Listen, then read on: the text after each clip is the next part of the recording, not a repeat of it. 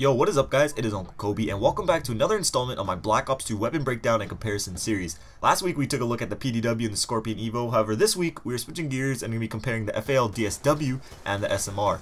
Now both of these semi-automatic assault rifles are fairly similar to one another, however there are some key differences that set them apart. As always in this video we're going to be breaking down some of these similarities and differences while taking a look at their stats, recoil patterns, and bullet spreads, so let's get started. Starting off with the damages, the FAL is slightly above it, but not by much. Both of these weapons have the ability to take down enemies with 2 bullets, which is just insane. However, the 2-shot range of the SMR is about 2.5 times farther than the FAL. The SMR can take out enemies with 2 bullets up to around 125 feet, while the FAL can do so to around 55 feet. However, what makes both of these weapons very powerful are their really low damage drop-offs. As you can see, the lowest amount of damage that a single bullet will do with either of these weapons is 40, which means after you exceed that 2-shot range, everything is a 3-shot kill. No matter how far away the enemy is, it will always be 3 bullets, which is quite insane. The only weapon that has a higher minimum damage is the KSG, which is obviously a shotgun.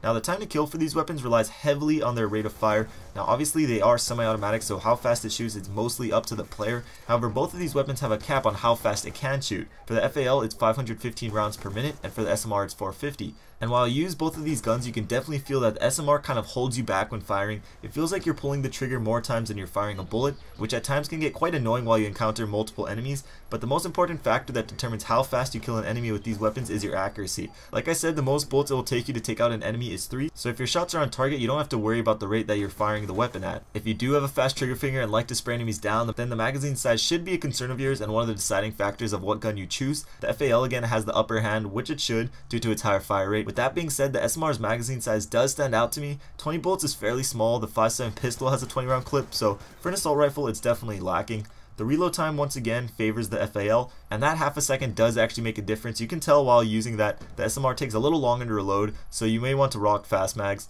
Now taking a look at the recoils for both of these weapons, they have very little recoil while shooting at a fairly low fire rate.